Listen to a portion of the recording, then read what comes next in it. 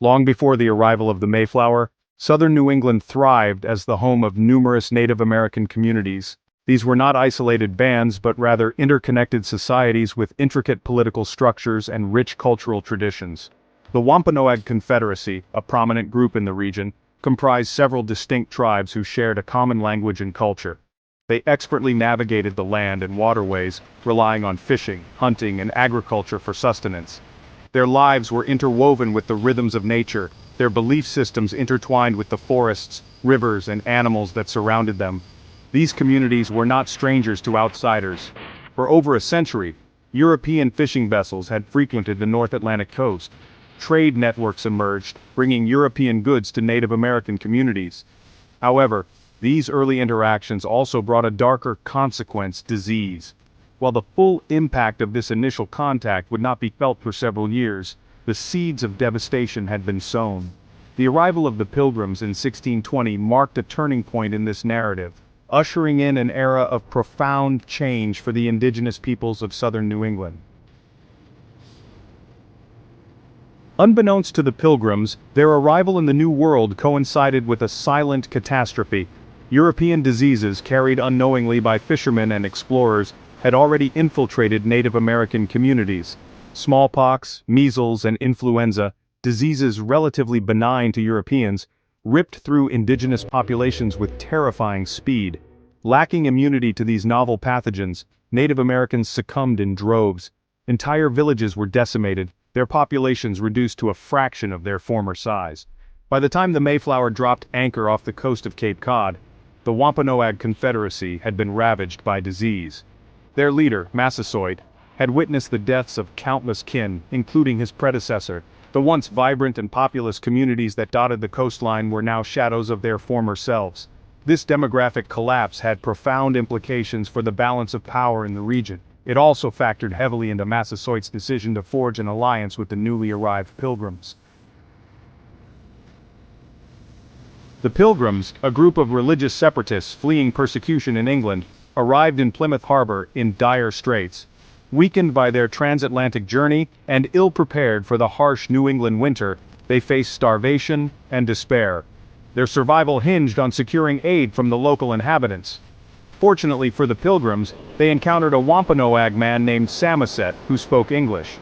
Samoset introduced them to Squanto, a Patuxet man who had been abducted by English traders and taken to Europe, only to return years later to find his tribe decimated by disease. Squanto's knowledge of English and the surrounding environment proved invaluable to the struggling Pilgrims. He taught them how to cultivate native crops, fish in the local waters, and navigate the unfamiliar terrain. Recognizing the Pilgrims' vulnerability and their potential as allies against rival tribes, Massasoit, the Sachem of the Wampanoag Confederacy, agreed to a treaty of mutual protection with the newcomers. This treaty, signed in March 1621, marked the beginning of a fragile peace between the two disparate groups. It also set the stage for the event we now commemorate as the First Thanksgiving. The 1621 Harvest Feast, a shared meal in a complex world. In October 1621, the Pilgrims celebrated their first successful harvest in the New World. They held a 3-day feast, inviting Massasoit and 90 Wampanoag men. The menu included wildfowl, venison, fish, and native vegetables. This gathering symbolized cooperation and amity. However, their relationship was complex and often fraught. The feast was a pragmatic affair born out of necessity. The Wampanoags saw an alliance as a means of survival. The Pilgrims relied on the Wampanoags' knowledge and goodwill. The feast symbolized cooperation, but also highlighted unequal power dynamics. Beyond the myths unraveling the true legacy of the First Thanksgiving, the traditional narrative of the First Thanksgiving paints a romanticized picture of peaceful coexistence. This version glosses over the complexities and conflicts. It ignores the devastating impact of European diseases and land disputes. The First Thanksgiving is a reminder of the tragic collision of cultures. Seeds of discord. The breakdown of peace and the rise of conflict. The peace forged between the Pilgrims and the Wampanoag proved to be short-lived.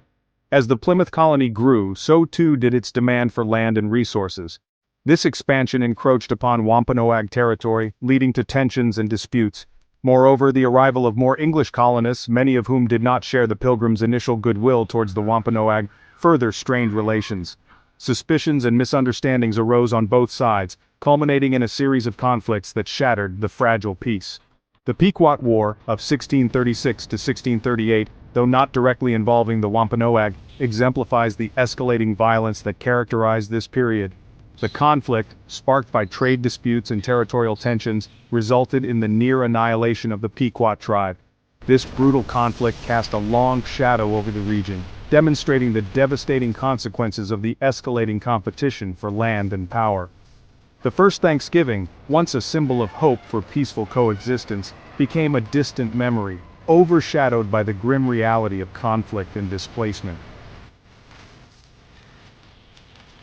Reclaiming the narrative towards a more nuanced understanding of Thanksgiving. The story of the first Thanksgiving, often recounted as a tale of harmony and gratitude, requires a critical reassessment. By acknowledging the historical complexities and acknowledging the perspectives of both the Pilgrims and the Wampanoag, we can gain a more nuanced understanding of this pivotal event. Thanksgiving, rather than serving as a sanitized celebration of the past, should prompt reflection and dialogue about the ongoing legacy of colonialism and the importance of reconciliation. Remembering the first Thanksgiving solely as a joyous feast diminishes the sacrifices, struggles, and resilience of Native American communities. It is essential to recognize the historical inaccuracies and omissions that have shaped our understanding of this event. By engaging with a more inclusive and accurate historical narrative, we can begin to dismantle the harmful stereotypes and biases that persist today. Thanksgiving, at its core, should be about gratitude and reflection. Let us ensure that our gratitude extends to a full and honest reckoning with the past, and our reflections guide us towards a more just and equitable future for all. Thank you for watching. Don't forget to subscribe for more amazing stories like this.